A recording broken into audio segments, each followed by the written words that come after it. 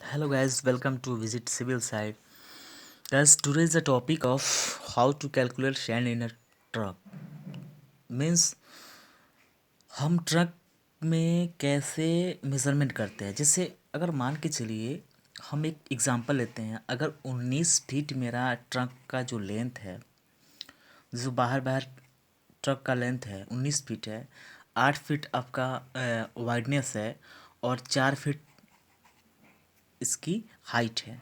तो देखिए सबसे पहले क्या करेंगे कि यहाँ पे इक्वलेट कर देंगे। सबसे पहले यहाँ पे हाइट ऑफ सैंड जो है वो 4 फीट है, वाइडनेस ऑफ ट्रैक का जो है वो 8 फीट है और लेंथ जो है 19 फीट है।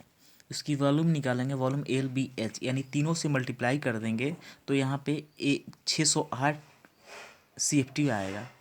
ठीक है, तो यहाँ पे एक ब्रास में होता है आपका 100 CFT। तो total sand of 608 by 100 divide करेंगे तो 6.0 फीट, मतलब 6 फीट आपका सैंड हुआ। तो इसी तरह हम ट्रक का कैलकुलेशन करेंगे। तो thank you for watching this video. Bye bye.